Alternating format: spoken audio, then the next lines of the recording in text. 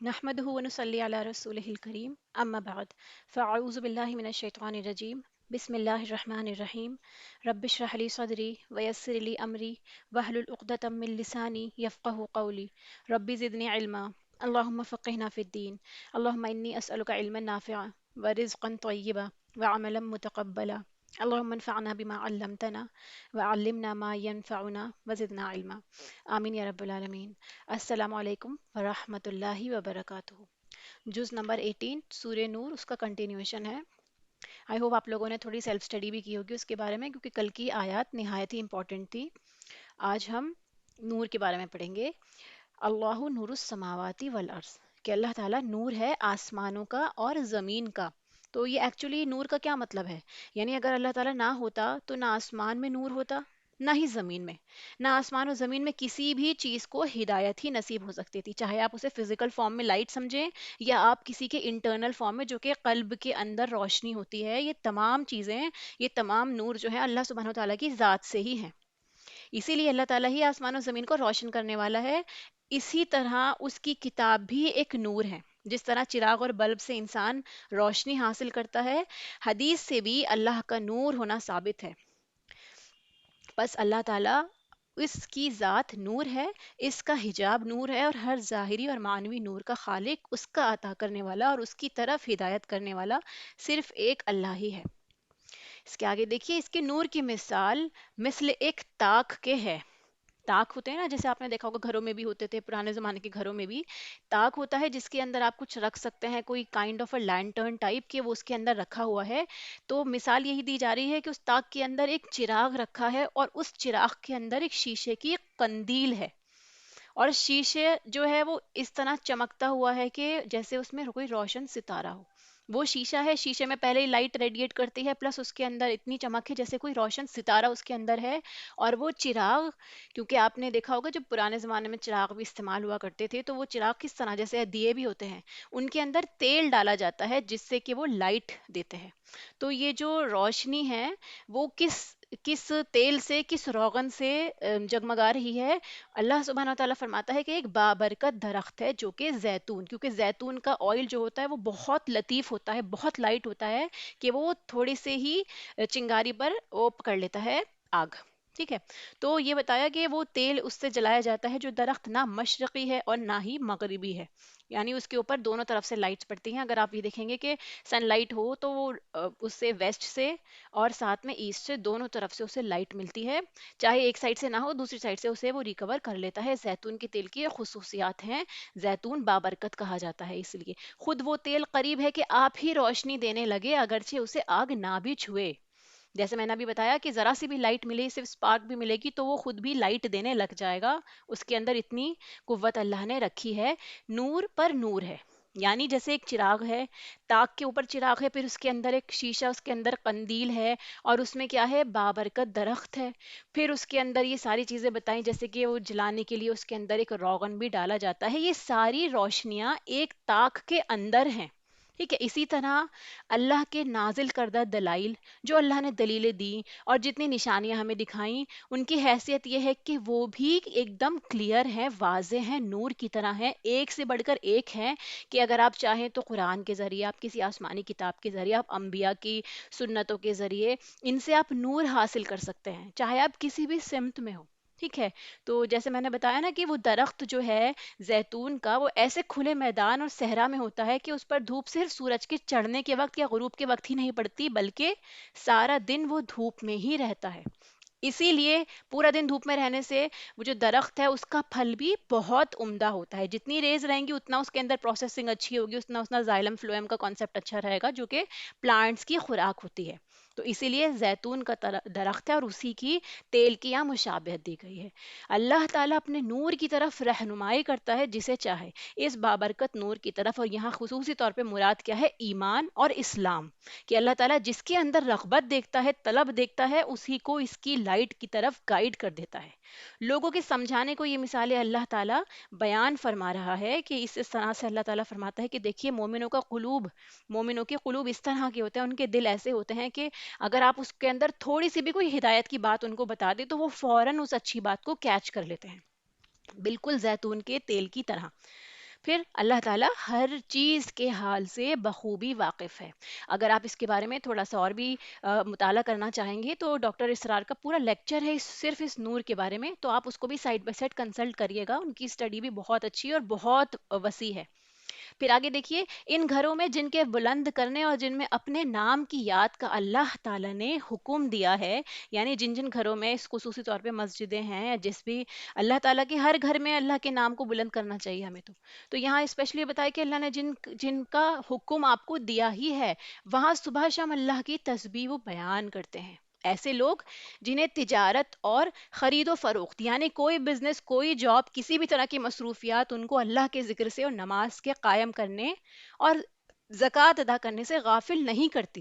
ان کو پتا ہے کہ ان کو اپنے فرائض ادا کرنے ہیں، چاہے وہ کتنا بھی بزی ہوں وہ ٹائم نکال لیتے ہیں، چاہے وہ روڈ سائڈ پر ہوں، کسی سفر میں ہوں، وہ اسی وہیکل کے اندر یا سائڈ میں گاڑی کھڑی کر کے اپنی نماز اپنے وقت پہ ادا کریں گے.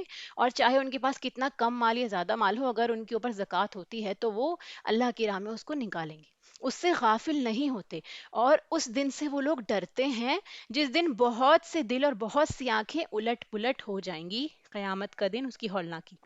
اس ارادے سے کہ اللہ انہیں ان کے اعمال کا بہترین بدلہ دے، بلکہ اپنے فضل سے اور کچھ زیادتی عطا فرمائے. کیونکہ اللہ تعالیٰ کا فضل اتنا ہے کہ جس سے وہ خوش ہوتا ہے اسے اس کے جتنا وہ ڈیزرو کرتا ہے اس سے بھی زیادہ دیتا ہے، اور کوئی اس سے پوچھنے والا نہیں ہے. کیونکہ آپ دیکھیں گے نا، اگر ہمارا کوئی فرینڈ ہے، ہم کسی سے محبت کرتے ہیں تو ہم اسے اضافی چیزیں دیتے رہتے ہیں. کیوں؟ کیونکہ ہمیں اس پہ پیار آ رہا ہے. اب یہ وجہ نہیں ہوتی کہ ہم اس کو گفٹس کیوں دے رہے ہیں، بس ہمارا دل ہے. اسی طرح اللہ تعالیٰ جس سے راضی ہو، اللہ تعالیٰ اس پہ جتنی چاہے بے شمار اپنی نوازشیں کر دیں. اللہ عالم، اللہ تعالیٰ اس چیز پہ قدرت رکھتا ہے. اس ارادے سے کہ اللہ انہیں ان کے اعمال کا بہترین بدلہ دے، بلکہ اپنے فضل سے اور کچھ زیادتی دے. اللہ جسے چاہے بے شمار روزیاں دیتا ہے. اور کافروں کے اعمال مثل اس چمکتی ہوئی ریت کے ہیں. آپ نے معراج دیکھا ہوگا نا، کہ جیسے یہ پورا کانسیپٹ ہے، فزکس میں بھی ایکسپلین کیا جاتا ہے کہ جب ڈیزرٹ ایریا میں جایا جاتا ہے تو وہاں پہ سن لائٹ اس طرح سے پڑتی ہے اس ریت پہ کہ آپ کو ایسا لگے گا کہ اس پیڑ کے نیچے پانی ہے. بالکل ایسی شائن ہوگی کہ جیسے آپ کو لگے گا وہاں پانی ہے. وہ معراج کہلاتا ہے. ایکچولی وہاں پانی نہیں ہوتا، وہ صرف ایک طرح سے ایلیوژن ہے. تو یہی بتایا جا رہا ہے کہ جو کافروں کے اعمال ہیں وہ ایک کائنڈ آف ایلیوژن ہے، جو انہیں لگ رہا ہے کہ انہوں نے بہت کچھ کیا ہے، ان کے پاس جمع ہوگا. حالانکہ جب وہ قریب جائیں گے اس کے، جیسے اس چٹیل میدان میں ہے، ایک پیاسا شخص ہے، وہ دور سے اسے پانی سمجھتا ہے، لیکن جب پاس پہنچتا ہے تو اسے کچھ بھی نہیں پاتا. اس پورے کانسیپٹ کو جو سائنس نے، فزکس نے ایکسپلین کیا ہے، یہاں دیکھیے اس آیت میں کتنی خوبصورتی کے ساتھ اللہ تعالیٰ نے کافروں کے اعمال کے ساتھ مشابہ دیتے ہوئے آپ کو سمجھایا ہے، آپ کو اور مجھے. ہاں، اللہ کو اپنے پاس پاتا ہے جو اس کا حساب پورا پورا چکا دے گا. یعنی اللہ تعالیٰ اس کے قریب ہیں اس وقت بھی، اور اللہ تعالیٰ اس کے اعمال سے باخبر ہیں، اور اللہ تعالیٰ بہت جلد حساب لینے والے ہیں. یا مثل ان اندھیروں کے ہے جو نہایت گہرے سمندر کی تہ میں ہو. یہ دوسرا کانسیپٹ ہے فزکس کا بھی، اس میں شپ کا کانسیپٹ بتایا جاتا ہے. جیسے یہاں پہ بھی جو مثال دی ہے کہ گہرے سمندر کی تہ میں، اس کے اوپر کیا ہے، جس کے اوپر تلے موجوں نے اسے ڈھانپ رکھا ہے. ایک دم اندھیرا ہے، اندھیری رات ہے، اور وہاں پہ ایک گہرا سمندر ہے. اس کے اوپر کیا ہے، بادل ہیں، بادل اس کے اوپر چھائے ہوئے ہیں. پھر رات کے اندھیرے ہیں، تو کیا ہے، ایک پہ اوپر ایک اندھیرا، اندھیرے کی لیئر، اندھیرے کی لیئر، روشنی کا نام و نشان نہیں ہے. جب اپنا ہاتھ نکالے تو اسے بھی قریب ہے کہ نہ دیکھ سکے. اتنا اندھیرا ہے کہ اپنا ہاتھ بھی آپ نکالنے کی کوشش کریں گے تو بھی آپ کو نظر نہیں آئے گا. یہ دوسری مثال سے سمجھایا گیا ہے کافروں کے اعمال کا. یعنی جس طرح سے معراج کا میں نے آپ کو بتایا، اسی طرح سے یہ اندھیرے جو کافروں کے اعمال ہوتے ہیں، اس کی مثال ہے کہ جب کافر ساری زندگی جن اعمال کے آس پاس گھرا رہتا ہے، کفر کے، اندھیروں کے، ضلالت کے، اس کے عقیدے خراب ہونا، اللہ کے ساتھ اس کی کسی بھی طرح مشرکانہ عقائد ہونا، اور اللہ کے عذاب سے نہ ڈرنا یا اس کے بارے میں غافل ہونا، تو یہ سارے اس کے اوپر اندھیروں کی تہ بہ تہ چڑھاتے چلے جاتے ہیں، جس سے وہ ہدایت سے بے انتہا دور ہوتا چلا جاتا ہے کہ اسے کچھ بھی سمجھ نہیں آتا. حتیٰ کہ اسے اپنا ہاتھ تک نہ دکھائی دے، اتنا قریب بھی اس کی ہدایت ہوتی ہے، تب بھی اسے نہیں سمجھ پاتا. بات یہ ہے کہ جسے اللہ تعالیٰ ہی نور نہ دے، اس کے پاس کوئی روشنی نہیں ہوتی. اگر اللہ تعالیٰ نے ہی اسے نور نہیں دیا تو اسے کون نور دے سکتا ہے؟ تو مطلب یہ ہے، وہ خود اگر اسلام کے قریب نہیں آنا چاہتا تو اسے روشنی نہیں ملے گی، وہ اس نور ایمانی سے محروم رہے گا. کیا آپ نے نہیں دیکھا کہ آسمانوں اور زمین کی کل مخلوق اور پر پھیلائے اڑنے والے کل پرندے، یعنی جتنی بھی مخلوق اللہ نے بنائی ہے اور جتنے بھی پرندے ہیں جو آسمان میں اڑ رہے ہیں، کیونکہ پرندے آپ دیکھیں گے انسان نہیں اڑ سکتا، پرندے جو ہیں اللہ تعالیٰ نے ان کے اندر ایک ایسے ایئر بیگز بنائے ہوئے ہیں کہ وہ جب اڑتے ہیں ہوا میں تو وہ آرام سے اپنی باڈی کو کیری کر لیتے ہیں ان ونگز کے تھرو. تو اللہ تعالیٰ فرماتا ہے کہ ان کو بھی اللہ ہی تھامے ہوئے ہے. جتنے بھی اللہ کی تسبیح کر رہے ہیں سب کے سب مشغول ہیں اللہ کی بڑائی بیان کرنے میں، پاکیزگی بیان کرنے میں. ہر ایک کی نماز اور تسبیح اسے معلوم ہے کس طرح اسے اللہ کی بڑائی بیان کرنی ہے. لوگ جو کچھ کریں اس سے اللہ بخوبی واقف ہے. زمین اور آسمان کی بادشاہت اللہ ہی کے لیے ہے اور اللہ تعالیٰ ہی کی طرف ہمیں لوٹ کر واپس جانا ہے. کیا آپ نے نہیں دیکھا کہ اللہ تعالیٰ بادلوں کو چلاتا ہے، پھر انہیں ملاتا ہے، پھر انہیں طے بطے کر دیتا ہے، پھر آپ دیکھتے ہیں کہ ان کے درمیان میں سے میں برستا ہے. یعنی کیا ہوتا ہے اس میں کہ جب آسمان سے پانی برستا ہے اللہ تعالیٰ کس طرح سے اس واٹر سائیکل کو کمپلیٹ کرتا ہے، اور وہی آسمان کی جانب سے اولوں کے پہاڑ میں سے اولے برساتا ہے. اولوں کا برسنا بھی اللہ تعالیٰ کی بہت بڑی نشانی ہے. اس کے بعد پھر جنہیں چاہے ان کے پاس انہیں برسائے اور جن سے چاہے اسے ہٹا دے. یعنی جہاں اللہ تعالیٰ چاہتا ہے وہیں پر ہی بارش ہوتی ہے. اتنی بارش بھی ہو سکتی ہے کہ پوری فصلیں تباہ ہو جائیں، اور کہیں بارش اتنی بھی نہ ہو کہ ان کی فصلیں سیراب بھی ہو سکے، کہ وہ پھل اگانے کے لائق بھی بنے. بادل ہی سے نکلنے والی بجلی کی چمک ایسی ہوتی ہے کہ گویا اب آنکھوں کی روشنی لے چلے. اس طرح کی بجلی تیز ہوتی ہے، اتنی شدت اس میں ہوتی ہے، کڑک اس کے اندر ہوتی ہے کہ اگر آپ اس کو دیکھیں گے ایسا لگے گا جیسے اب آپ اندھے ہو گئے، اتنی سخت وہ روشنی بھی ہوتی ہے. اللہ تعالیٰ ہی دن اور رات کو رد بدل کرتا رہتا ہے. چینجز دن اور رات کے، ان کا ایک کے بعد ایک کے آنا جانا، بجلیوں کا چمکنا، بارش کا برسنا، یہ ساری نشانیاں اللہ کی ہیں. اور یہ سب کچھ یہاں پہ ان آیات میں پروف ہے. کون بتا رہا ہے یہ ساری چیزیں؟ وہ نبی جو بالکل پڑھے ہوئے نہیں تھے، اور کہاں یہ ساری سائنس اور یہ انوائرمنٹل سٹڈیز کس طرح سے وہ ڈیفائن کر رہے ہیں. آپ یہ دیکھیے اللہ کی ذات ہے، اللہ تعالیٰ نے ہی بتایا ہے. اور کون سا سورس تھا جو ان کو یہ ساری چیزیں بتا سکتا تھا؟ کیونکہ انہوں نے کسی سے بھی سٹڈیز نہیں لی، کسی سے بھی پڑھائی نہیں کی. تمام کے تمام چلنے پھرنے والے جانوروں کو اللہ تعالیٰ ہی نے پانی سے پیدا کیا ہے. جو مخلوق ہے اس کی پیدائش پانی کے تھرو ہی ہے. اب آپ یہ بھی سمجھیں کہ جیسے بتایا جاتا ہے نا، یہ بھی سائنس کا ایک کانسیپٹ ہے کہ سب سے پہلے جو ہے وہ پانی کے تھرو ہی پلانٹ لائف سٹارٹ ہوئی تھی. اس کے بعد جیسے لوگوں کا ماننا ہے کہ دھیرے دھیرے وہ ایوالو ہوتے گئے اور اس طرح انسان آیا. آپ اس طرح سمجھے یا آپ اس طرح سمجھے، یقیناً ہم لوگوں کا کانسیپٹ تو یہ ہے کہ اللہ تعالیٰ نے آدم علیہ السلام کو، یہ انسان کو پورا ایک سیپریٹ مخلوق بنا کے بھیجا اور اسے سردار بنا کر ہی بھیجا ہے. تو پانی یہاں پہ وہ پانی بھی مراد ہو سکتا ہے جو مرد کے سلب سے نکلتا ہے، یا اس کے اندر یہ بھی سمجھ لے کہ انسان کی زندگی کی بقا اس کھیتی سے ہوتی ہے جس کو پانی سے سیراب کیا جاتا ہے، تبھی وہ فوڈ اس کو پرووائڈ ہوتا ہے، یا پھر بنا پانی کے زندگی کا نہ ہونا. یہ ساری اسی کے اندر آ جائیں گے. ان میں سے بعض تو اپنے پیٹ کے بل چلتے ہیں. پیٹ کے بل چلنے والے جانور، جو پیٹ کے بل جیسے سانپ، مچھلی اور جتنے بھی زمین کے جانور ہیں وہ، یا بعض دو پاؤں پر چلتے ہیں جیسے انسان ہو گئے اور کچھ پرندے ہو گئے. بعض چار پاؤں پر چلتے ہیں جو چوپائے کہلاتے ہیں، یا پھر بہت سارے اینیملز، حیوانات. اللہ تعالیٰ جو چاہتا ہے پیدا کرتا ہے. یہ اس بات کی طرف اشارہ ہے کہ بعض حیوانات تو ایسے بھی ہیں جو چار سے زیادہ بھی پاؤں رکھتے ہیں، لائک کیکڑا، مکڑی، یا بہت سارے زمینی کیڑے. آپ دیکھیں گے نا سینٹریپیڈ وغیرہ، یہ سب کیا ہے؟ ان کے پاس بہت سارے پاؤں ہیں. اللہ تعالیٰ نے ان کو بھی پیدا کیا ہے. بے شک اللہ تعالیٰ ہر چیز پر قادر ہے. اس کے بعد بلا شک و شبہ ہم نے روشن اور واضح آیتیں اتار دی ہیں. اللہ تعالیٰ جسے چاہے سیدھی راہ دکھا دیتا ہے. یہ ساری اللہ کی آیات ہیں، اللہ کی نشانیاں ہیں. اگر ہم ان کو اس طرح سمجھنا چاہیں جس طرح اللہ تعالیٰ ہمیں سمجھانا چاہتا ہے تو ہمارا ایمان ہی اس سے بڑھتا ہے. اور کہتے ہیں کہ ہم اللہ تعالیٰ اور رسول پر ایمان لائے اور فرما بردار ہوئے، پھر ان میں سے ایک فرقہ اس کے بعد بھی پھر جاتا ہے. یہ ایمان والے نہیں ہیں. ایمان والوں کا یہ شیوا ہے ہی نہیں، ان کا یہ طریقہ ہوتا ہی نہیں ہے کہ ایک بار وہ ایمان لے آئیں اس کے بعد وہ پھر جائیں اپنی مرضی کرنے لگیں یا پھر اللہ کا ہی انکار کر دیں. وہ ایمان والے ہوتے ہی نہیں ہیں. کیونکہ جو بندہ سمجھ لے دل سے ایمان کو، اللہ کی ذات کو پہچان لے، رسول پر ایمان لائے، ہو ہی نہیں سکتا کہ اسلام میں آنے کے بعد کوئی واپس پھر بھی سکے.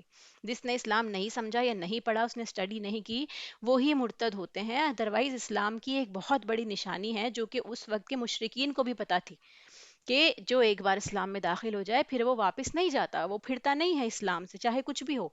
جب یہ اس بات کی طرف بلائے جاتے ہیں کہ اللہ اور اس کا رسول ان کے جھگڑے چکا دے، تو بھی ان کی ایک جماعت منہ موڑنے والی بن جاتی ہے۔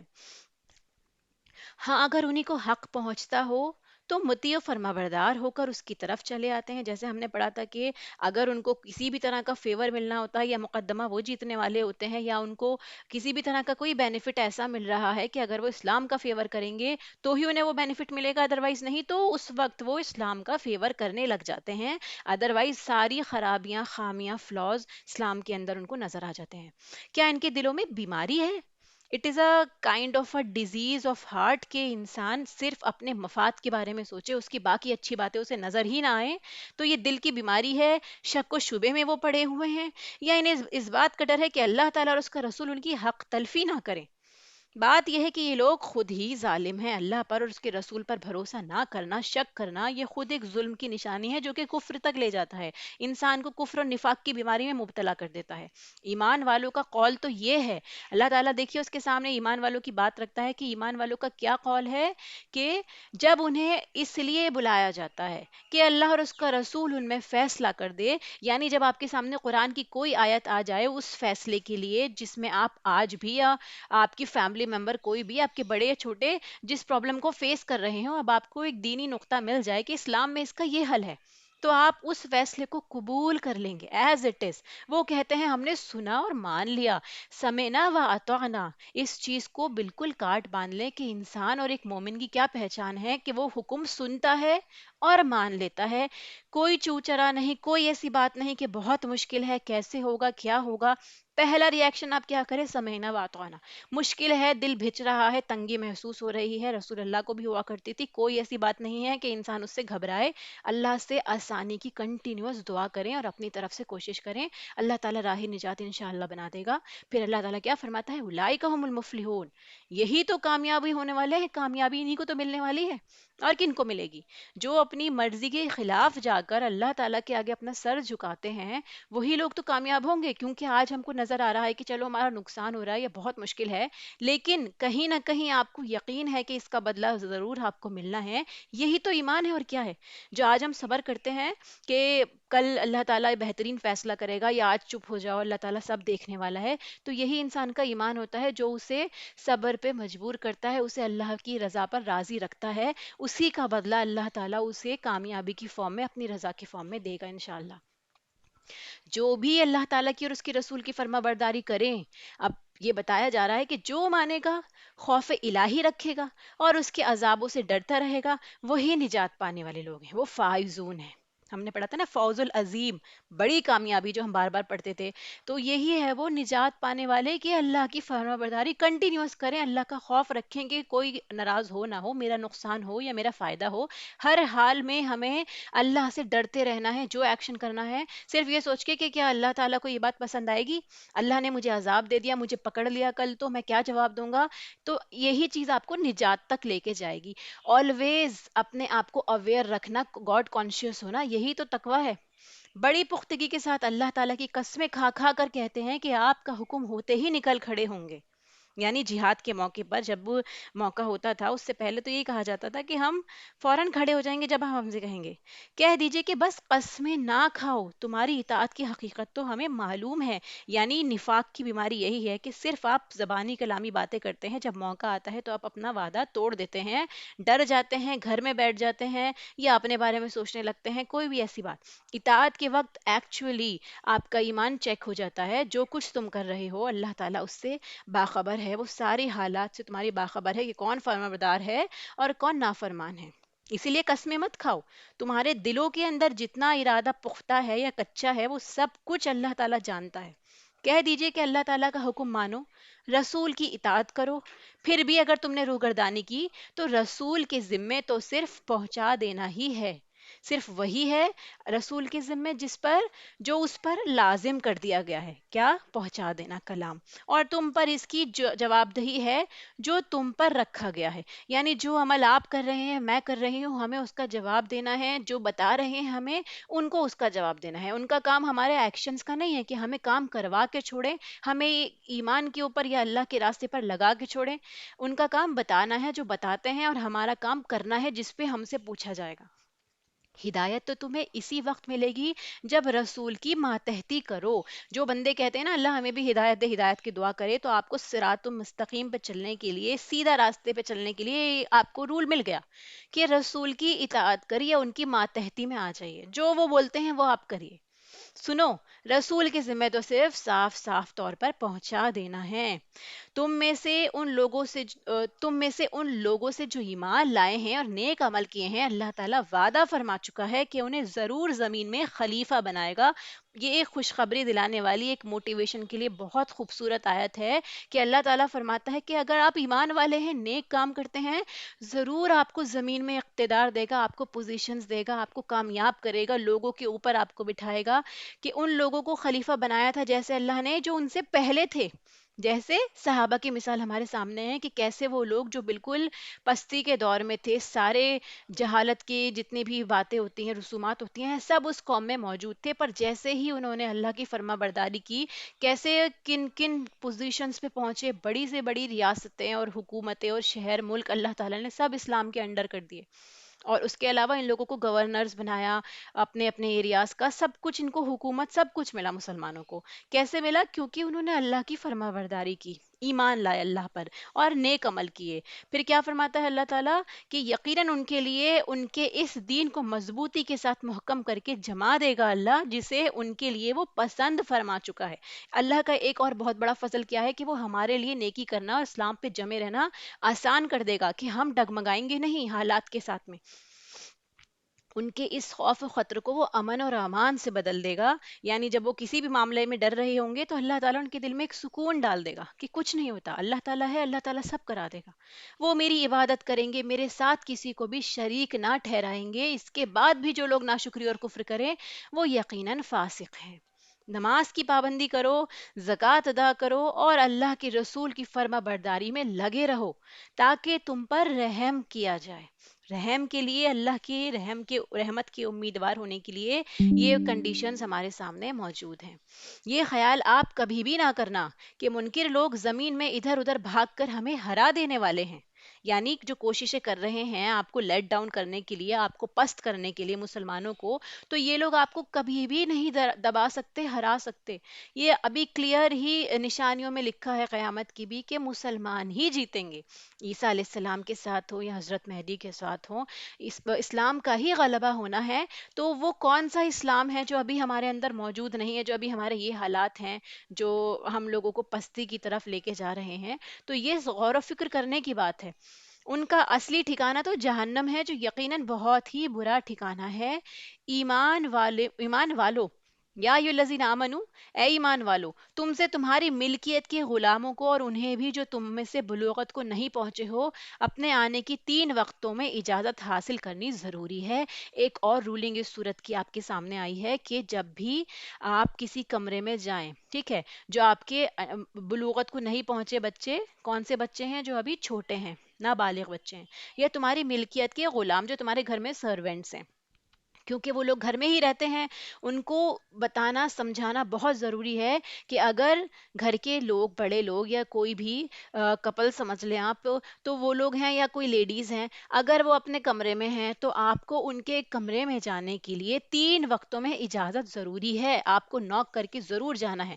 نماز فجر سے پہلے، وہ بھی سونے کا ٹائم ہے، دیکھیے کہ فجر سے پہلے اگر آپ کو اٹھانا ہے یا کچھ کام ہے، جیسے آج کل سحری کا ٹائم ہے، اگر آپ کو اپنے بڑوں کو اٹھانے جانا ہے تو آپ کیا کریں گے؟ آپ نوک کریں گے ڈور پہ، آپ فون کریں گے ان کو، سیدھا کمرے میں نہیں گھس سکتے۔ ظہر کے وقت جب کہ تم اپنے کپڑے اتار رکھتے ہو، یعنی ظہر کے بعد جب یوزولی لوگ قیلولہ کیا کرتے ہیں، اس وقت آپ کو اجازت لے کے جانا ہے، اور عشاء کی نماز کے بعد۔ یہ سارے اوقات انسان کے سونے کے، آرام کرنے کے ہوتے ہیں، ان اوقات میں خصوصی طور پر اجازت کی ضرورت ہے۔ یہ تینوں وقت تمہاری خلوت اور پردے کے ہیں، ان وقتوں کے ماں سوا نہ تم پر کوئی گناہ ہے اور نہ ان پر۔ یعنی اگر وہ ان وقتوں کے علاوہ کسی ٹائم پہ آ جاتے ہیں تو کوئی گناہ نہیں ہے ان کے اوپر. سب آپس میں ایک دوسرے کے پاس بکثرت آنے جانے والے ہو. اللہ تعالیٰ کو پتا ہے کہ ہم ایک ہی گھر میں رہتے ہیں تو کبھی بھی ضرورت پڑ سکتی ہے، کبھی ادھر کبھی ادھر چکر لگتے رہیں گے. تو اسی لیے اللہ تعالیٰ فرماتا ہے، اللہ اس طرح کھول کھول کر اپنے احکام تم سے بیان فرما رہا ہے. اللہ تعالیٰ پورے علم اور کامل حکمت والا ہے. اور تمہارے بچے بھی جب بلوغت کو پہنچ جائیں، پیوبرٹی کی ایج پہ آ جائیں، تو جس طرح ان کے اگلے لوگ اجازت مانگتے ہیں انہیں بھی اجازت مانگ کر آنا چاہیے. ٹھیک ہے.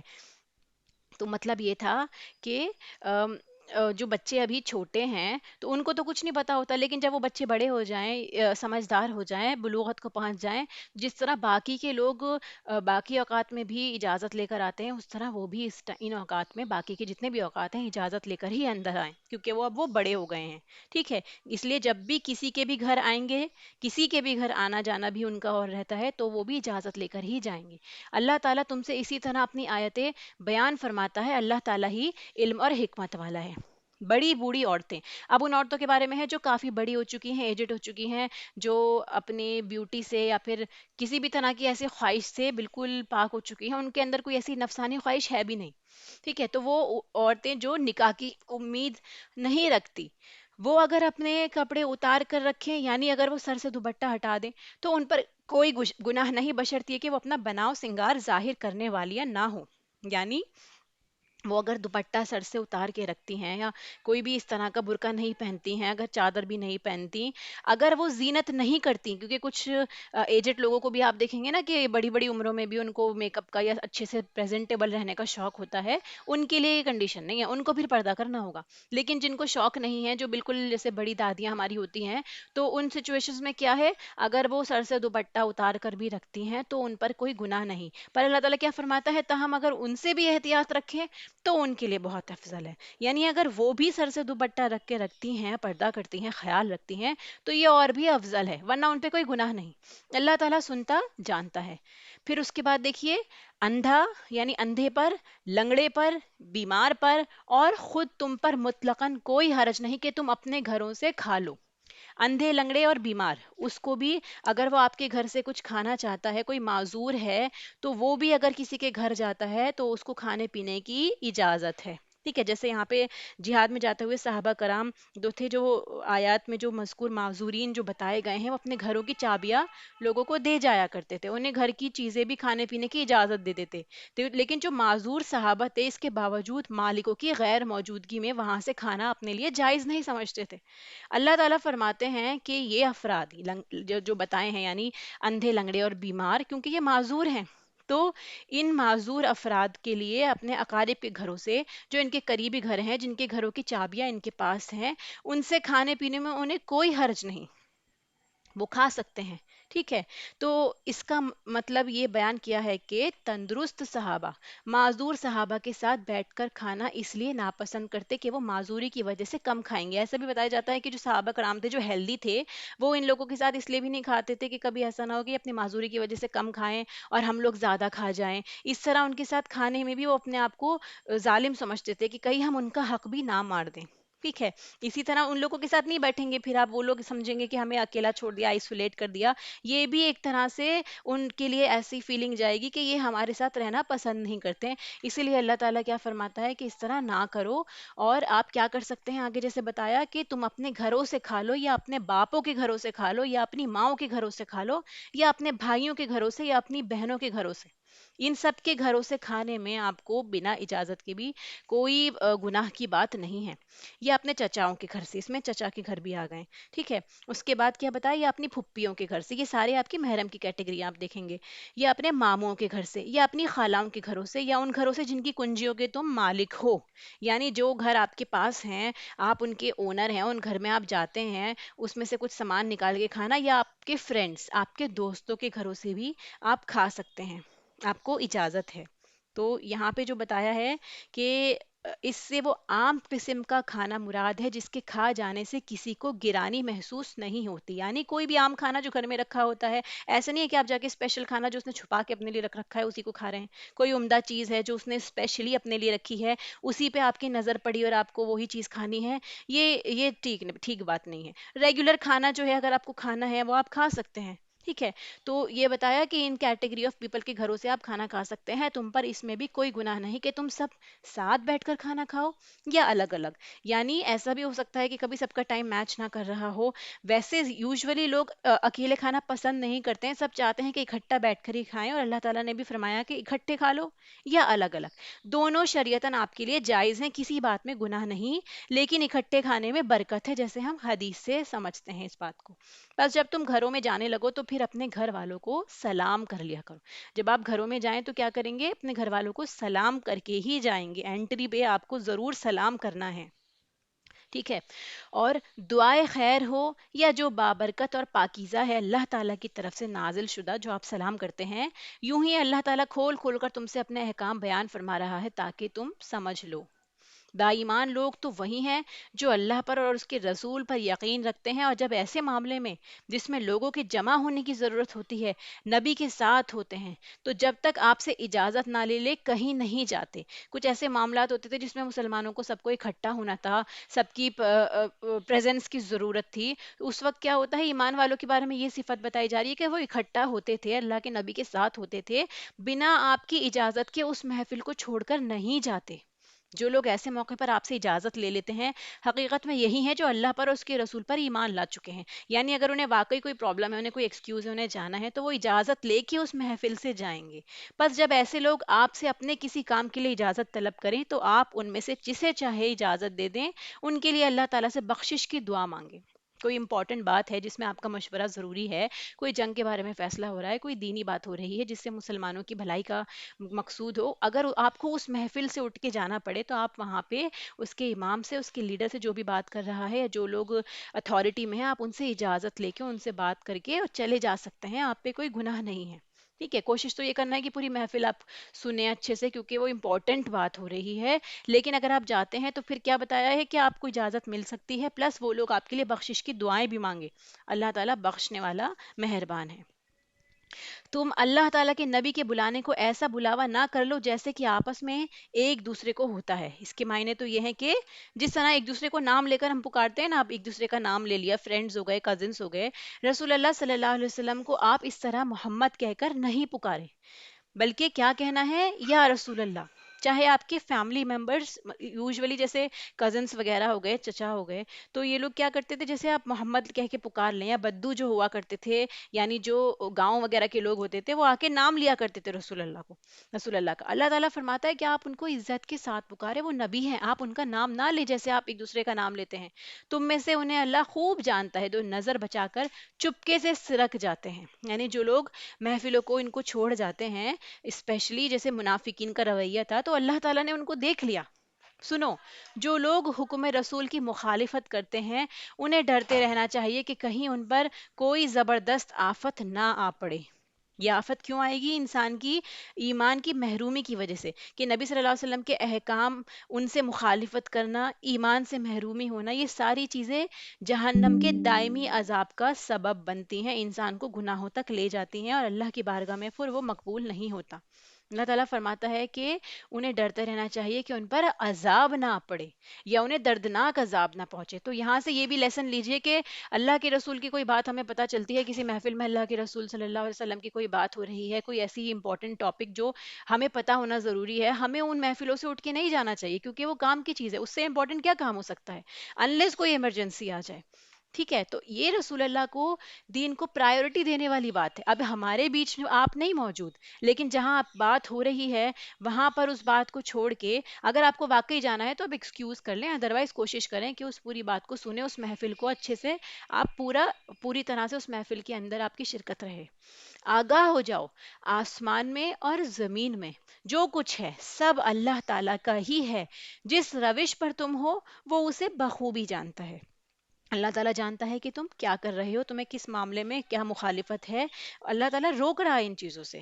ٹھیک ہے، اس لیے رسول کے بھیجنے کا مقصد یہی ہے کہ ان کی اطاعت کی جائے، ان کی بات مانی جائے. جس دن یہ سب اس کی طرف لوٹائے جائیں گے اس دن ان کو ان کے کیے سے خبردار کر دیا جائے گا. اللہ تعالیٰ سب کچھ سننے اور جاننے والا ہے. ٹھیک ہے، تو یہ جو منافقین تھے یا جو مخالفین رسول تھے، ان کی حرکتوں کو اللہ تعالیٰ ان کو اویئر کر رہا ہے کہ دیکھو تم آج بھاگ سکتے ہو، ادھر ادھر جا سکتے ہو، پر اللہ تعالیٰ جانتا ہے کہ تمہارا کیا عمل ہے، تمہارے لیے کون سی چیز زیادہ امپورٹنٹ ہے. اس بات کو نہ بھولو کہ سب کچھ اللہ کی طرف لوٹ رہا ہے اور اللہ تعالیٰ ہر چیز سے اویئر ہے. سورہ فرقان سٹارٹ ہوتی ہے بسم اللہ الرحمن الرحیم. بہت بابرکت ہے وہ اللہ تعالیٰ جس نے اپنے بندے پر فرقان اتارا. اب یہ فرقان کیا چیز ہے؟ کم سے کم جو یہ سورت ہیں، جتنے بھی چیپٹرز ہیں قرآن کے، ان کے نام، ان کا مقصد یا ان کے میننگز ہمیں پتہ ہونا چاہیے، اور اس سورت کا نام کیوں پڑا وہ ہمیں ضرور پتہ ہونا چاہیے. تو فرقان جو ہے فرق کرنے والی، حق اور باطل، صحیح اور غلط، دن اور رات، اندھیرے اجالے، ان تمام چیزوں میں جو آپ ڈفرینشیٹ کر سکتے ہیں، فرق کر سکتے ہیں، اسپیشلی توحید اور شرک میں، یا انصاف اور نا انصافی میں، تو یہ ساری چیزیں کیا ہوتی ہیں؟ ان کو فرق کرنے والی جو چیز ہوتی ہے وہ فرقان کہلاتی ہے، جو یہاں پہ قرآن سے تعبیر کیا گیا ہے. اتارا ہے اللہ تعالیٰ نے تاکہ وہ تمام لوگوں کے لیے آگاہ کرنے والا بن جائے. جتنی بھی انسان ہیں، جنات ہیں، سب کے لیے یہ کتاب گائیڈنس کی کام کرتی ہے، اور رسول اللہ سب کی طرف بھیجے گئے ہیں. اسی اللہ کی سلطنت ہے آسمانوں اور زمین کی، اور وہ کوئی اولاد نہیں رکھتا، نہ اس کی سلطنت میں کوئی اس کا ساجی ہے. ہر چیز کو اس نے پیدا کر کے ایک مناسب اندازہ ٹھہرا دیا ہے. مناسب اندازہ کیا ہے؟ کہ کتنا کتنا ٹائم تک کون سی چیز سسٹین کرے گی، اور کس روزی کو کس جاندار کے پاس پہنچانا ہے، اور کب ان کی موت آنی ہے. یہ ساری چیزیں مہیا ہیں. ان لوگوں نے اللہ کے سوا جنہیں اپنے معبود ٹھہرا رکھے ہیں، وہ کسی چیز کو پیدا نہیں کر سکتے، بلکہ وہ خود پیدا کیے جاتے ہیں. یہ تو اپنی جان کے نفع نقصان کا بھی اختیار نہیں رکھتے، اور نہ موت و حیات کے، اور نہ دوبارہ جی اٹھنے کے وہ مالک ہیں. ان تمام ہستیوں کے بارے میں بتایا جا رہا ہے جن کی لوگ پوجا کیا کرتے ہیں. کافروں نے کہا یہ تو بس خود اسی کا گھڑا گھڑایا ہوا جھوٹ ہے جس پر اور لوگوں نے بھی اس کی مدد کی. مشرکین کہتے تھے کہ یہ جو کتاب ہے یہ اس نے گھڑ لی ہے اور اس کی ہیلپ کی ہے. اب اہل کتاب نے، یہودیوں نے، باقی لوگوں نے ان کی ہیلپ کی ہے. قصہ جو انہوں نے لکھا ہے تو یہ پہلے کے لوگوں سے قصے سن سن کے انہوں نے لکھ لیے ہیں، تو یہ ایکچولی صداقت نہیں ہے اس میں. ان کا کوئی یہ آسمانی کتاب نہیں ہے. تو ایکسکیوز دینے والے ہر طرح سے ایکسکیوز دے سکتے ہیں نہ ماننے کے لیے. دراصل یہ کافر بڑے ہی ظلم اور سرتاسر جھوٹ کے مرتکب ہوئے ہیں. اور یہ بھی کہا کہ یہ تو اگلوں کے افسانے ہیں جو اس نے لکھا رکھے ہیں، بس وہی اور صبح شام اس کے سامنے پڑھے جاتے ہیں.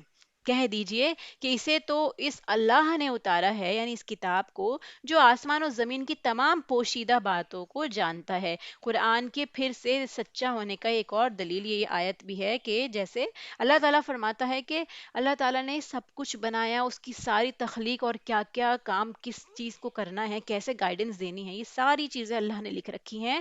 اللہ تعالیٰ ہر اس بات کو جانتا ہے جو پوشیدہ بھی ہے، جو جس تک انسان ابھی تک پہنچ بھی نہیں سکا اپنی انوینشنز کے تھرو بھی. بے شک وہ بڑا ہی بخشنے والا مہربان ہے. یہاں بخشنے کا ذکر کیوں آیا؟ کیونکہ لوگوں کا رویہ قرآن کے ساتھ یہ رہتا ہے کہ وہ اس کے اوپر یقین نہیں رکھتے. اس کے علاوہ دنیا کی جتنی بکس ہیں یا کوئی سے بھی ایسے رائٹرز کی کتابیں ہو گئی جس کے اندر ان کو لگتا ہے انہیں فائدے پہنچ رہے ہیں، ان ساری چیزوں کو خوب توجہ دیں گے، لیکن اس کتاب کو توجہ نہیں دیں گے جس کو ہمیں واقعی اپنی اسٹڈی میں کنٹینیوس رکھنا چاہیے، اس پہ غور و فکر کرنا چاہیے. انہوں نے کہا کہ کیا یہ رسول ہے کہ کھانا کھاتا ہے، بازاروں میں چلتا پھرتا ہے؟ یہ رسول اللہ پہ تانے دیے جا رہے تھے. اس کے پاس کوئی فرشتہ کیوں نہیں بھیجا جاتا کہ وہ بھی اس کے ساتھ ہو کر ڈرانے والا بن جاتا؟ یہ بار بار آیت کیوں ریپیٹ ہو رہی ہیں؟ کیونکہ ان لوگوں کا یہی کہنا تھا، کنٹینیوس یہی باتیں کیا کرتے تھے گھما پھرا کے، یا دوسری قوم، یا جب بھی کسی قوم کے پاس جایا جاتا تھا رسول اللہ تبلیغ کے لیے جاتے تھے، تو ان لوگوں کا یہی ایک طرح سے بہت بڑا پوائنٹ تھا ڈس ایگری کرنے کا، کہ یہ ایک نارمل ہیومن بینگ ہے جو کھانا کھا رہے ہیں، چلتے پھرتے ہیں، فرشتے کیوں نہیں ہیں؟ ان کے پاس کوئی سپر نیچرل کوئی ایسی چیز نہیں ہے جس کو دیکھ کے ہم کہہ سکیں کہ ہاں واقعی یہ جو ہیں ہیومن بینگ سے بڑھ کر ہیں. اللہ تعالیٰ فرماتا ہے کہ وہ بھی اس کے ساتھ ہو کر ڈرانے والا بن جاتا. یعنی اگر کوئی فرشتہ بھی اللہ تعالیٰ اتارتے تو وہ بھی آپ کی ہی ہیلپ کرتا، وہ الگ سے نبی بن کر نہیں آتا. یا اس کے پاس کوئی خزانہ ہی ڈال دیا جاتا، یا اس کا کوئی باغ ہی ہوتا جس میں سے یہ کھاتا. اور ان ظالموں نے کہا کہ تم ایسے آدمی کے پیچھے ہو لیے ہو جس پر جادو کر دیا گیا ہے.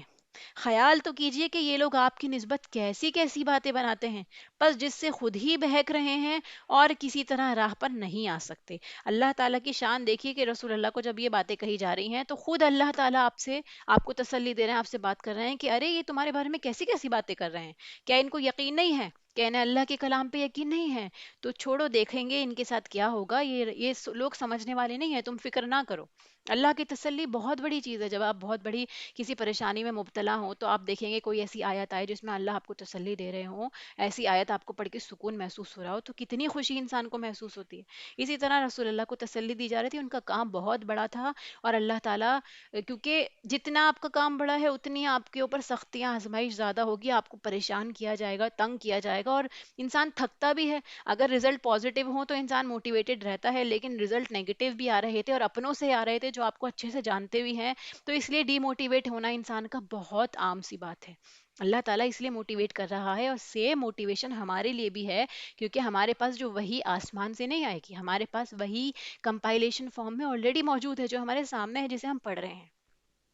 اللہ تعالیٰ فرماتے ہیں کہ اللہ تو ایسا بابرکت ہے کہ اگر چاہے تو آپ کو بہت سے ایسے باغات عنایت فرما دے جو ان کے کہے ہوئے باغ سے بہت ہی بہتر ہوں، جن کے نیچے نہریں بہ رہی ہوں، اور آپ کو بہت سے پختہ محل بھی دے دے۔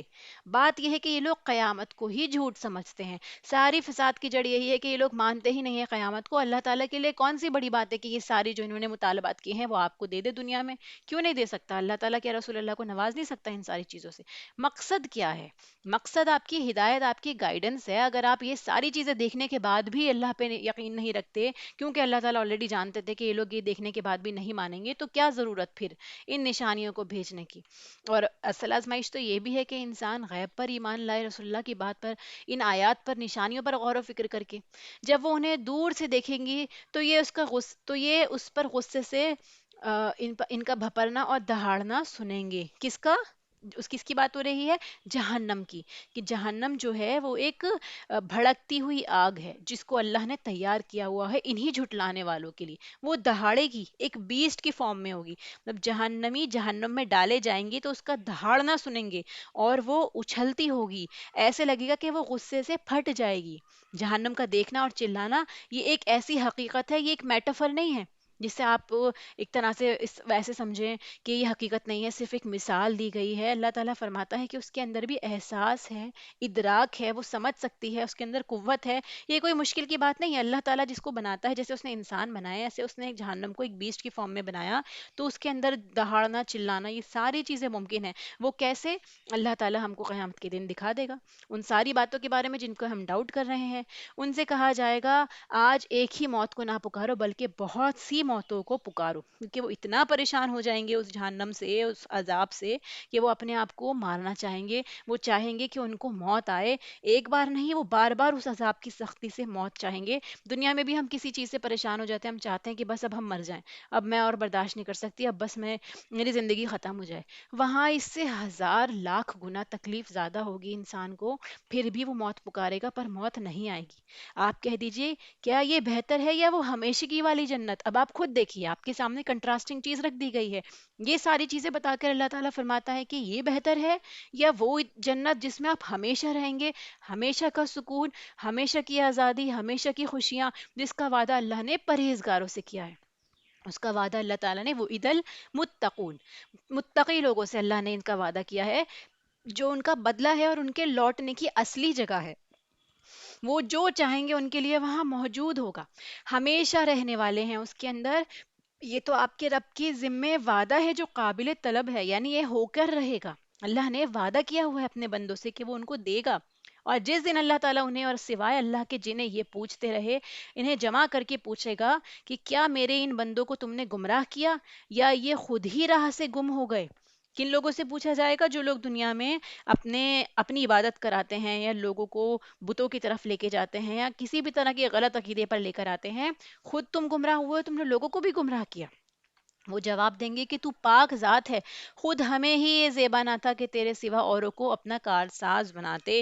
یہ ان لوگوں کے بارے میں بات ہے جو نیک و صالح لوگ ہوتے ہیں، کہ ان کو نہیں پتا ہوتا ان کے جانے کے بعد کہ لوگوں نے ان کے پیچھے کیا کیا کام کیے، کیا کیا کارنامے کیے۔ بات یہ ہے کہ تو نے انہیں اور ان کے باپ دادوں کو آسودگیاں عطا فرمائی، یہاں تک کہ وہ نصیحت بھلا بیٹھے۔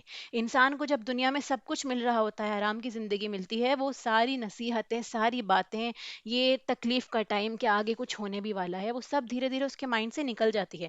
مثال کے طور پہ جیسے شادی کا ٹائم کسی کے گھر میں ہو تو اس وقت وہ اتنا آکیوپائڈ ہو جاتا ہے، اتنا زیادہ پریپریشنز میں لگنا، خوشی کا ماحول ہونا، خوش ہونا، کہ اسے باقی ٹینشنز بھی یاد نہیں رہتی، کوئی سیریس ایشو یاد نہیں رہتا، گھر میں جن کی ڈیتھ ہوئی ہوئی ہوتی ہے کچھ ٹائم پہلے وہ یاد نہیں رہتی، پلس نمازیں یاد نہیں رہتی۔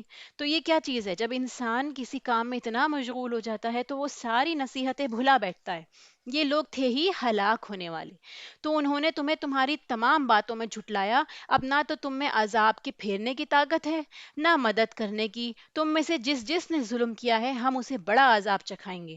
ہم نے آپ سے پہلے جتنے رسول بھیجے سب کے سب کھانا بھی کھاتے تھے اور بازاروں میں بھی چلتے پھرتے تھے، اور ہم نے تم میں سے ہر ایک کو دوسرے کی آزمائش کا ذریعہ بنا دیا۔ یعنی ہم نے ان انبیاء کی اور ان کے ذریعے سے ان پر ایمان لانے والوں کی بھی آزمائش کی، تاکہ کھرے کھوٹے کی اللہ تعالیٰ تمیز کر سکے۔ ویسے اللہ تعالیٰ آلریڈی جانتا ہے ہر چیز کو، انسان کے لیے یوزولی بھی حجت تمام ہو جائے۔ جنہوں نے آزمائش میں صبر کر کے رکھا وہی کامیاب ہوں گے، باقی سارے ناکام ہوں گے۔ تو کیا تم صبر کرو گے؟ تیرا رب سب کچھ دیکھنے والا ہے۔ اللہ تعالیٰ فرماتا ہے کہ کیا تم اس کے بعد بھی صبر کرتے ہو یا نہیں کرتے؟ اللہ تعالیٰ تو ہر چیز دیکھتا ہے، اس کو تو ہر چیز کا آئیڈیا ہے۔ اور جنہیں ہماری ملاقات کی توقع نہیں، انہوں نے کہا کہ ہم پر فرشتے کیوں نہیں اتارے جاتے؟ یعنی جو ایمان نہیں لاتے ہیں، جن کو یقین نہیں ہوتا، وہ یہی سوچتے ہیں کہ فرشتہ کوئی کیوں نہیں اتر رہا ہمارے اوپر، ہمارے سامنے، یا ہم اپنی آنکھوں سے ہی اپنے رب کو دیکھ لیتے۔ یہ سارے اعتراضات ہیں، اور ان لوگوں نے اپنے آپ کو بہت ہی بڑا سمجھ رکھا ہے اور سخت سرکشی کر لی ہے۔ اپنے آپ کو اتنا بڑا سمجھا کہ دیکھو ہمارے سامنے ہی ساری چیزیں آنی چاہیے تبھی ہم مانیں گے۔ خود کو اتنا بڑا سمجھتے ہیں ہم کہ جیسے تکبر کی انتہا ہے کہ آپ انبیاء سے بھی بڑھ کر ہو گئے، آپ اپنی آنکھوں سے اللہ کو دیکھنا چاہتے ہیں۔ جس دن یہ فرشتوں کو دیکھ لیں گے اس دن ان گنہگاروں کو کوئی خوشی نہ ہوگی۔ جن چیزوں کو آج یہ مانگ رہے ہیں، جب ان کو فرشتے نظر آ جائیں گے تو انہیں کوئی خوشی نہیں ہوگی۔ کیوں؟ کیونکہ وہ دن عذاب کا دن ہوگا۔ کہیں گے کہ یہ محروم ہی محروم کیے گئے، اور انہوں نے جو اعمال کیے تھے ہم نے ان کی طرف بڑھ کر انہیں پراگندہ ذروں کی طرح کر دیا۔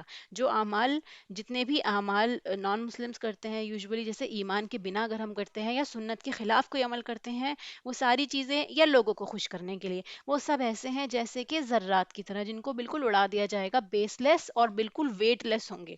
البتہ اس دن جنتیوں کا ٹھکانہ بہتر ہوگا اور خوابگاہ بھی عمدہ ہوگی۔ اور جس دن آسمان بادل سمیت پھٹ جائے گا، آسمان اور بادل جتنی چیزیں ہیں وہ سب پھٹ جائیں گی، اور فرشتے لگاتار اتارے جائیں گے۔ آپ دیکھیں گے کہ آسمان میں ایک طرح سے شگاف پڑ گیا ہے، کریک ہو گیا ہے۔ جو آپ ابھی دیکھیں گے آپ کو آسمان بالکل صاف ستھرا ثابت نظر آئے گا، لیکن اس دن کیا ہوگا؟ جیسے کریکس ہو گئے ہیں، ڈورز بن گئے ہیں، اور آپ کو دکھیں گے فرشتے اترتے ہوئے نظر آئیں گے۔ اس دن صحیح طور پر ملک صرف رحمان کا ہی ہوگا۔ یعنی جتنا بھی ملک ہے، ملک مطلب پوری دنیا، پوری ملکیت اللہ کی ہوگی، بادشاہت اللہ کی ہوگی، اور یہ دن کافروں پر بڑا بھاری ہوگا۔ اور اس دن ظالم شخص اپنے ہاتھوں کو چبا چبا کر کہے گا، ہائے کاش کہ میں نے رسول کی راہ اختیار کی ہوتی، ہائے افسوس کاش کہ میں نے فلاں کو دوست نہ بنایا ہوتا۔ یہ ایک ایسا سوال ہے، ایک ایسی حسرت والی بات ہے کہ انسان اس بات کو سوچے گا کہ کاش میں نے اس خراب انسان کو، یا ایسے دوست کو جو مجھے گمراہی کی طرف لے گیا، جس نے میری نمازیں چھٹوائیں، جس نے مجھے صحیح بات نہیں بتائی، اللہ کی طرف نہیں بلایا، کاش میں نے اس سے فرینڈ شپ ہی نہ کی ہوتی، میں نے اپنا ٹائم اس کے ساتھ ویسٹ ہی نہیں کیا ہوتا۔ اس لیے اپنے دوست آج ہی چیک کریں، ایسے لوگوں کی محفل، ایسے لوگوں کی کمپنی ضرور رکھیں جو، اب ایسا بھی نہیں ہے کہ آل ٹائم آپ ان سے باتیں کرتے رہیں گے، تو اٹ از ناٹ نیسسری کہ ہر ٹائم آپ کا موڈ سیم ہو، یا آپ صرف ڈرنا چاہتے ہو یا آخرت کی باتیں سننا چاہتے ہو، لیکن ایسا ہو کہ اچھے برے معاملات، خوشی غم کا ٹائم ہو، ان کو یاد ہو کہ ہاں اللہ تعالیٰ ہے، کس طرح اسلام کی کیا رولنگز ہیں، آپ کو خوشی کیسے منانی ہے، آپ کو غم کیسے منانا ہے، آپ کو پریشانی میں کیا کرنا چاہیے۔ ایسے لوگوں کو اپنا دوست بنائیں، ان کے ساتھ ہی رہیں، انہی کے ساتھ اٹھے بیٹھیں۔ ہائے افسوس کہ کاش میں نے اس کو دوست نہ بنایا ہوتا. اس نے تو مجھے اس کے بعد گمراہ کر دیا کہ نصیحت میرے پاس آ پہنچی تھی. میں نے قرآن پڑھ لیا تھا، میرے ماں باپ نے مجھے سمجھا دیا تھا، میں رسول کی بات سمجھ گیا تھا، لیکن پھر بھی میں نے اس دوست کی بات مانی اور اس ماحول کے حساب سے جیسے کہ انوائرمنٹ ہوتا ہے اسی حساب سے سب کچھ کیا. تو کاش میں نے یہ سب نہ کیا ہوتا. شیطان تو انسان کو وقت پر دغا دینے والا ہے، اور اگر وہ نصیحت سمجھ جاتا تو کیا ہوتا؟ شیطان کے اس دھوکے سے بچ جاتا. رسول کہے گا کہ اے میرے پروردگار، بے شک میری امت نے اس قرآن کو چھوڑ کر رکھا تھا. یہ رسول اللہ صلی اللہ علیہ وسلم کا شکوہ ہے جو بہت درد بھرا ہے، کہ اس دن قیامت کے دن رسول اللہ صلی اللہ علیہ وسلم یہ شکوہ کریں گے کہ اللہ تعالیٰ میری امت نے قرآن چھوڑ دیا. میری امت قرآن نہیں پڑھا کرتی تھی، اس کے پاس اتنا وقت بھی نہیں تھا کہ وہ یہ ساری چیزیں پڑھے، حالانکہ کس قدر مشکلوں تکلیف کے ساتھ اسلام اور یہ قرآن کی آیات یہ ہم لوگوں تک پہنچی. ہم سوچ بھی نہیں سکتے. اگر آپ ہسٹری پڑھیں گے سمجھ آ جائے گا ہم لوگوں کو ایک ایک کو، کہ اگر ہمیں کرنے کو مل جائے یہ کام، سب سے پہلے چھوڑ کے بھاگیں گے ہم. اتنی قوت نہیں ہے ہمارے اندر. اب جو موجود ہے ہمارے سامنے، ہمیں تو اس کو پڑھنے کا بھی وقت نہیں ہے. تو یہ چیز قرآن کو آپ نے چھوڑ رکھا تھا، آپ نے اس کو مہجورہ بنایا ہوا تھا. کیا مطلب ہے اس چیز کا؟ کیوں آپ نے اسے امپورٹنس نہیں دی؟ تو یہ سوال ہم سے کیا جائے گا. اور اسی طرح ہم نے ہر نبی کے دشمن بعض گنہگاروں کو بنا دیا ہے، اور تیرا رب ہی ہدایت کرنے والا، مدد کرنے والا کافی ہے. نبی کے دشمن کیسے ہیں؟ کہ اسی کی قوم کے ایسے بہت سارے لوگ ہوتے ہیں جو گنہگار ہوتے ہیں اور لوگوں کو بھی گمراہ کرتے ہیں، خود بھی بات نہیں مانتے. کافروں نے کہا کہ اس پر قرآن سارا کا سارا ایک ساتھ ہی کیوں نہیں اترا؟ اب آپ، ہو سکتا ہے آپ میں سے بھی بہت سارے لوگوں کے مائنڈ میں کوشچن ہو کہ قرآن ایک ساتھ سارا کیوں نہیں اترا، پوری کتاب کی فارم میں ہی ایک ساتھ کیوں نہیں آیا؟ جیسے پچھلی آسمانی کتابیں وہ ایک کتاب کی فارم میں ساری کی ساری ایک ساتھ نازل ہو گئی تھی. تو اللہ تعالیٰ کیا فرماتا ہے دیکھیے، ہم نے قرآن کو تھوڑا تھوڑا کر کر اتارا ہے تاکہ اسے ہم اپنا آپ کا دل، اس سے ہم آپ کا دل قوی رکھیں. ہم نے اسے ٹھہر ٹھہر کر ہی پڑھ سنایا ہے. موقع کے حساب سے دلوں کو مضبوط کرنے کے لیے، رسول اللہ کو تسلی دینے کے لیے 23 سال میں تھوڑا تھوڑا اتارا تاکہ آپ کا ایمان مضبوط ہوتا رہے. وقت پہ جو یہ مشرکین ہیں، ان لوگوں کے سوال ہیں جن سے آپ کو ٹینشن ہوتی ہے، تنگی آپ محسوس کرتے ہیں، تو وقفے وقفے سے اللہ تعالیٰ نے یہ قرآن اتارا ہے. اسی لیے جب آپ قرآن کی تلاوت بھی کرتے ہیں، پڑھتے بھی ہیں، بالکل ایسا نہ کریں جیسے ہم ریل گاڑی چھوڑ دیتے ہیں. ہمیشہ اسے سمجھ کے پڑھیں، تھوڑا تھوڑا سا پڑھیں، لیکن جتنا بھی پڑھیں وہ آپ کو سمجھ آ رہا ہو. یہ امپورٹنٹ ہے. اللہ تعالیٰ نے خود اس قرآن کو ترتیل کے ساتھ اتارا ہے، دھیرے دھیرے اتارا ہے. یہ آپ کے پاس جو کوئی مثال لائیں گے، ہم اس کا سچا جواب اور عمدہ توجیہ آپ کو بتائیں گے. کہ جب بھی جو وقفے سے اترنے کا مقصد یہ ہے کہ کوئی اعتراض، کوئی ڈاؤٹ، کوئی شکایت، کوئی بھی ایسی بات جو یہ مشرکین یا منافقین اہل کتاب آپ کے سامنے لائیں گے، تو ہم وقت کے ساتھ ساتھ ان کے ڈاؤٹس کلیئر کرتے جائیں گے. اس کے بعد بتایا اللہ تعالیٰ نے، جو لوگ اپنے منہ کے بل جہنم کی طرف جمع کیے جائیں گے وہی بدتر مکان والے اور گمراہ تر راستے والے ہیں. بلا شبہ ہم نے موسیٰ کو کتاب دی، ان کے ہمراہ ان کے بھائی ہارون کو ان کا وزیر بنایا. پھر اس کے بعد کہہ دیا کہ تم دونوں ان لوگوں کی طرف جاؤ، اور ہماری آیتوں کو جھٹلا رہے ہیں وہ لوگ، پھر ہم انہیں بالکل ہی پامال کر دیں گے. قوم نوح نے بھی جب رسولوں کو جھوٹا کہا تو ہم نے انہیں غرق کر دیا اور لوگوں کے لیے انہیں نشان عبرت بنا دیا، اور ہم نے ظالموں کے لیے دردناک عذاب مہیا کر رکھا ہے. اور اس کے بعد عادیوں اور سمودیوں اور کنویں والوں کو، کنویں والے اصحاب الرس جو ہیں، یہاں پر یہ کون ہے کنویں والے؟ تو اس کو جو ہے اس کے بارے میں الگ الگ مفسرین کی الگ الگ رائے ہے، کون سی قوم تھی. اس کا جب ذکر آئے گا تو میں آپ کو بتاؤں گی. اور ان کے درمیان کی بہت سی امتوں کو ہلاک کر دیا. یعنی اس کے بیچ میں، ان ڈیکیڈز کے بیچ میں بھی، اس ٹائم کے بیچ میں جتنے بھی اور بھی لوگ آئے ان سب کو بھی ہلاک کر دیا گیا. کس وجہ سے؟ کہ وہ نافرمان تھے، ناشکرے تھے، ایمان نہیں لائے تھے. ہم نے ان کے سامنے مثالیں بیان کی، پھر ہر ایک کو بالکل ہی تباہ و برباد کر دیا. مثالیں بیان کرنا یعنی دلیل دے کے، حجت دے کے، کہ دیکھو رسول تمہارے سامنے یہ ساری چیزیں پیش کر رہا ہے، معجزے پیش کیے ہیں، اس کے بعد ہی ہلاکت ہوتی ہے. یہ لوگ اس بستی کے پاس سے بھی آتے جاتے ہیں جن پر بری طرح کی بارش برسائی گئی تھی. کس پہ بارش برسائی گئی تھی؟ قوم لوط کے اوپر. جیسے ہم نے پڑھا تھا کہ پتھروں کی بارش ان کے اوپر برسائی گئی تھی. کیا یہ پھر بھی اسے دیکھتے نہیں؟ حقیقت یہ نہیں کہ انہیں مر کر جی اٹھنے کی ہی ایکچولی امید نہیں ہے، وہ مانتے ہی نہیں ہیں کہ وہ پھر سے جی اٹھیں گے، اور تمہیں جب کبھی دیکھتے ہیں تو تم سے مسخرہ پن کرنے لگتے ہیں کہ کیا یہی وہ شخص ہے جنہیں اللہ تعالیٰ نے رسول بنا کر بھیجا ہے؟ وہ تو کہیے کہ ہم اس پر جمے رہے، ورنہ انہوں نے تو ہمیں ہمارے معبودوں سے بہکا دینے میں کوئی کسر نہیں چھوڑی تھی. یعنی کہ اللہ تعالیٰ کی عبادت کے علاوہ اگر ہم کسی کی عبادت کرتے ہیں، اگر اللہ نے ہمیں نہیں جمایا ہوتا، ہمارے قدموں کو نہیں جمایا ہوتا، تو کیا پتہ یہ ہمیں بھی بہکا دیتے۔ یہ جب عذاب کو دیکھیں گے تو انہیں صاف معلوم ہو جائے گا کہ پوری طرح راہ سے بھٹکا ہوا کون تھا۔ کیا آپ نے اسے بھی دیکھا ہے جو اپنے خواہش نفس کو اپنا معبود بنائے ہوئے ہے؟ کون سے لوگ ہیں یہ؟ جو ہمیشہ اپنی سوچتے ہیں، اپنی کرتے ہیں، اپنے فائدے کے بارے میں سوچتے ہیں، صرف اپنے نفس کے پیچھے لگے ہوتے ہیں۔ ان کا نہ کوئی دین ہوتا ہے، نہ کوئی مذہب، نہ کوئی بڑا، نہ وہ کسی بڑے کی بات سنتے ہیں۔ جہاں ان کو لگتا ہے ان کے لیے اچھا ہے، یہ عمل کرنے سے انہیں فائدہ ہوگا، وہ وہی کام کرتے ہیں۔ زمانہ جاہلیت میں بھی آدمی ایک عرصے تک سفید پتھر کی عبادت کر رہے تھے۔ جب انہیں وہ پتھر اچھا نظر آتا تو دوسرا کوئی اور پتھر اگر انہیں اچھا نظر آتا اسے چھوڑ کے دوسرے کی عبادت کرنے لگتے کہ یہ والا زیادہ اچھا ہے، اس کی عبادت کرو۔ بہت ساری مثالیں ایسے آج کل کے ٹائم میں بھی آپ کو ملیں گی۔ تو یہ ایکچولی اپنے نفس کی پیروی کرنا کہ جو آپ کو اچھا لگ رہا ہے آپ اس رول کو مانیں گے، اس کی عبادت کرنے لگ جائیں گے۔ کیا آپ اس کے ذمہ دار ہو سکتے ہیں جو شخص ایسا کرے؟ کیا آپ اسی خیال میں ہیں کہ ان میں سے اکثر سنتے یا سمجھتے ہیں؟ وہ تو نرے چوپایوں جیسے ہیں، یعنی وہ ایسے جانوروں کی طرح ہیں بلکہ ان سے بھی زیادہ بھٹکے ہوئے، ان کو اتنا بھی نہیں سمجھ میں آ رہا۔ کیا آپ نے انہیں نہیں دیکھا کہ آپ کے رب نے سائے کو کس طرح پھیلا دیا ہے؟ اللہ تعالیٰ کی کائنات کی نشانی کہ کس طرح اللہ نے سایہ پھیلایا ہے صبح کے ٹائم پہ اور شام کے ٹائم پہ، آپ دیکھیں گے کہ کتنا لمبا لمبا سایہ انسان کا ہوتا ہے۔ یہ ساری چیزیں اللہ کی نشانیوں میں سے ہیں۔ اگر اللہ چاہتا تو اسے ٹھہرا ہوا ہی کر دیتا، یعنی سایہ بنتا ہی نہیں۔ سورج کی دھوپ جو ہے وہ سائے کو ختم ہی نہیں کرتی، پھر ہم نے اسے آہستہ آہستہ اپنی طرف کھینچ لیا، وہ جو ہمارا سایہ ہے وہ آہستہ آہستہ لمبا ہوتا چلا گیا۔ اسی طرح رات ہوتے ہوتے وہ پوری طرح سے ایک دم بالکل ختم سا ہو گیا۔ یعنی آپ دیکھیں گے نا اندھیرے میں کیا ہوتا ہے، اگر آپ باہر جائیں گے تو آپ کو سایہ نظر نہیں آئے گا۔ وہی ہے جس نے رات کو تمہارے لیے پردہ بنایا۔ رات کو اللہ نے یہاں پہ لکھا ہے لباس، جو لباس بنایا ہے رات کو، تو کیا مطلب ہے اس کا کہ رات ایک طرح سے سونے کے لیے ہے۔ لباس انسان اپنا کب پہنتا ہے؟ اچھے سے کور کرنے کے لیے، اسپیشلی جیسے آپ سمجھے نا لحاف ٹائپ کے ہو گئے کہ جب آپ کو اپنے آپ کو ڈھکنا ہوتا ہے۔ اسی طرح رات کیا کرتی ہے؟ اپنے اندھیرے میں انسان کو چھپا لیتی ہے۔ تو اللہ نے رات کو ہمارے لیے پردہ بنایا ہے، ہر چیز اس میں ہائڈ ہو جاتی ہے، اور نیند کو راحت بنایا ہے۔ اسی لیے رات کو سونے کے لیے ہے، نہ کہ جاگنے کے لیے، نہ کہ پارٹیز کرنے کے لیے، اور نہ ہی کسی اور طرح کے کوئی کام کرنے کے لیے۔ اگر آپ کو تہجد کے وقت عبادت کرنی ہے تب بھی ایک حصہ رات کا سوئیے، اس کے بعد اٹھ کے عبادت کریے۔ یہ نہ کہ پوری رات رات آپ عبادت کر رہے ہیں تو دن کا کام آپ کا متاثر ہونے لگے گا۔ اور دن کو اٹھ کھڑے ہونے کا وقت بنایا ہے، یعنی اب آپ کو دن میں کام کرنا ہے۔ وہی ہے جو باران رحمت سے پہلے خوشخبری بھیجتا ہے، یعنی ایک ہوائیں آتی ہیں، پہلے آپ دیکھیں گے جب بارش آتی ہے تو اس سے پہلے ہمیشہ ٹھنڈی ٹھنڈی ہوائیں چلنے لگتی ہیں۔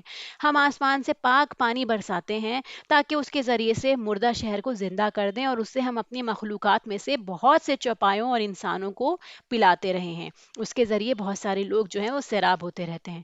بے شک ہم نے اسے ان کے درمیان طرح طرح سے بیان کیا تاکہ وہ نصیحت حاصل کریں۔ یہ ساری نشانیاں دی اللہ تعالیٰ نے، جتنی بھی چیزیں بتائی، بارش کو پھیر پھیر کر لانا، کچھ علاقوں پہ برسانا، کچھ پہ نہ برسانا، اس کے علاوہ کبھی بادل ہوتے ہیں لیکن بارش بھی نہیں ہوتی۔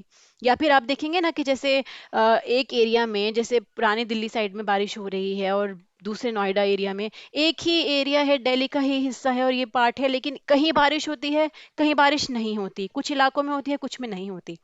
پھر کیا فرمایا اللہ تعالیٰ کہ یہ نشانیاں ہیں نصیحت حاصل کرنے کے لیے، مگر پھر بھی اکثر لوگوں نے سوائے ناشکری کے مانا ہی نہیں۔ اگر ہم چاہتے تو ہر بستی میں ایک ڈرانے والا بھیج دیتے، بس آپ کافروں کا کہنا نہ مانیں اور قرآن کے ذریعے ان سے پوری طاقت سے بڑا جہاد کریں۔ قرآن کے ذریعے یعنی دلیل کے ساتھ، آپ کو دلیل پیش کرنی ہے قرآن سے، کھول کھول کر اللہ نے ان میں آیات بتا رکھی ہیں، ان میں نشانیاں دے رکھی ہیں، ان کے ذریعے آپ لوگوں سے بات کریں۔ وہی ہے جس نے دو سمندر آپس میں ملا رکھے ہیں۔ یہ ہم سب کو پتا ہے کہ دو سمندر کون سے، ایک میٹھا ایک کھارا۔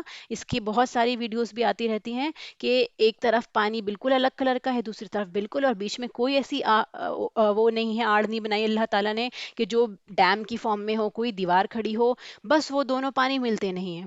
ان دونوں کے درمیان ایک حجاب مضبوط اوٹ کر دی جو کسی کو نظر نہیں آتی۔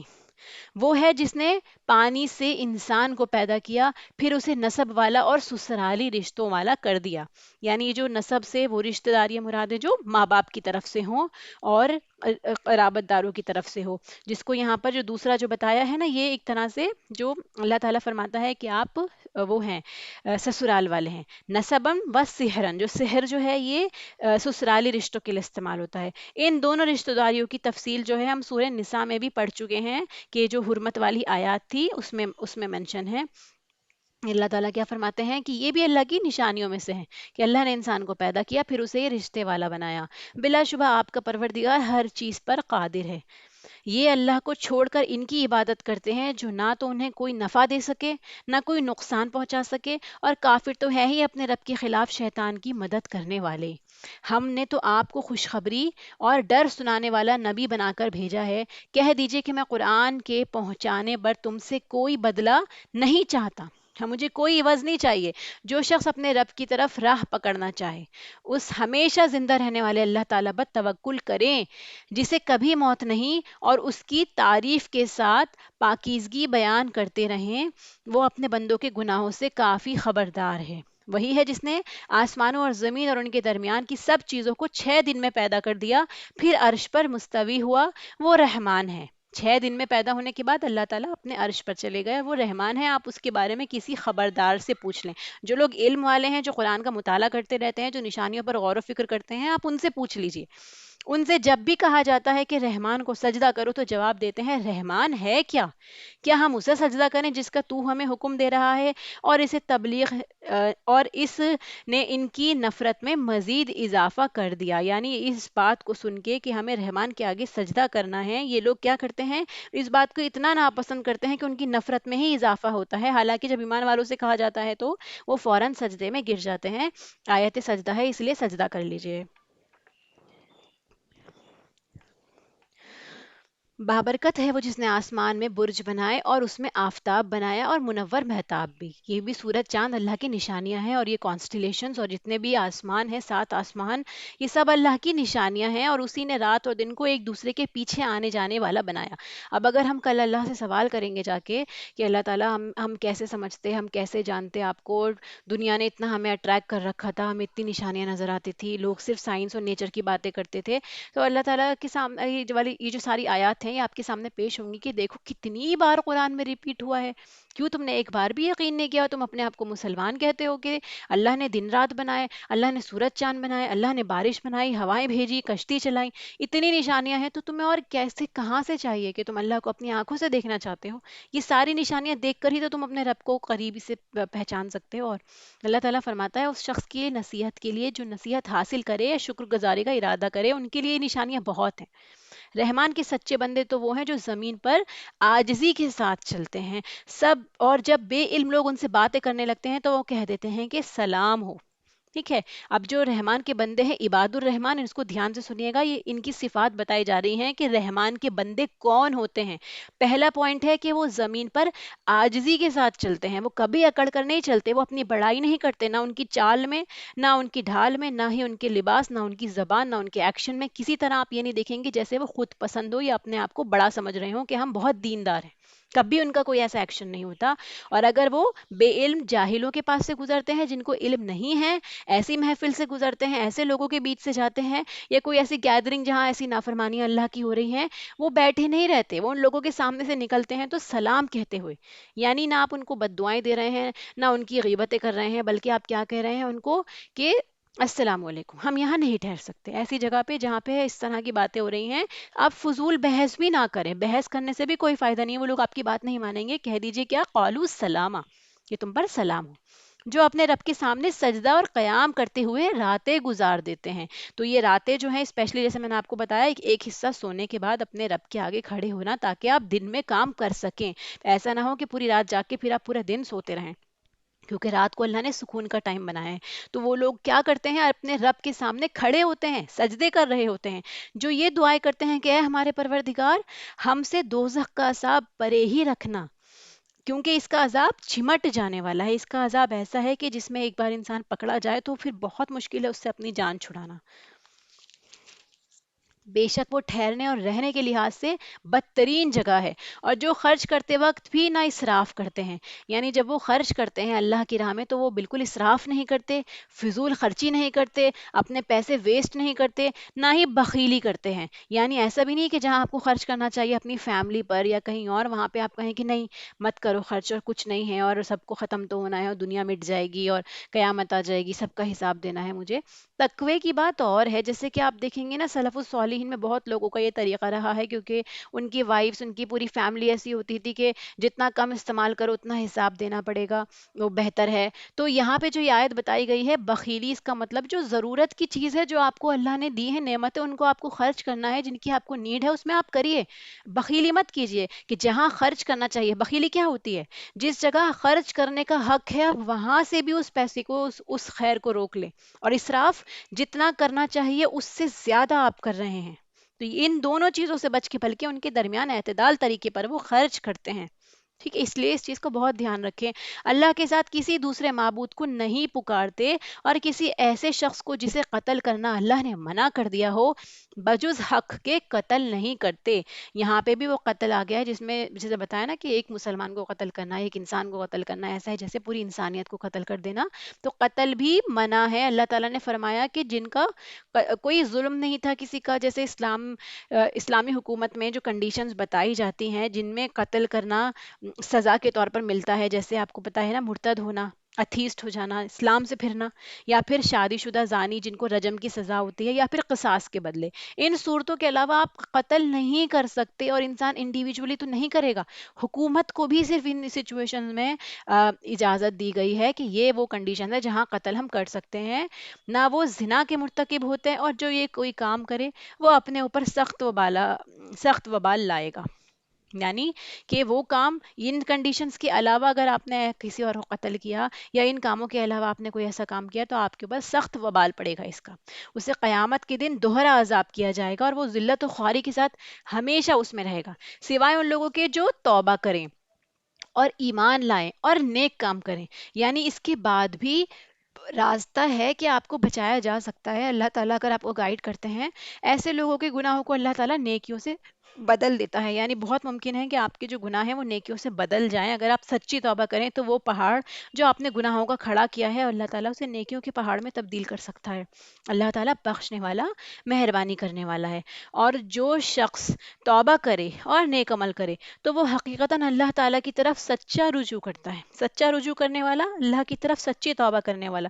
جو لوگ جھوٹی گواہی نہیں دیتے، اور کیا کوالٹیز بتائی ہیں کہ جب گواہی کی بات آتی ہے کسی چیز کو پروف کرنے کی، کسی چیز کی سچائی بتانے کی، تو وہ جھوٹی گواہی نہیں دیتے، کسی کے فیور میں بات نہیں کرتے، چاہے کوئی بھی ہو۔ اور جب کسی لغو چیز پر ان کا گزر ہوتا ہے، لغو چیز کون سی؟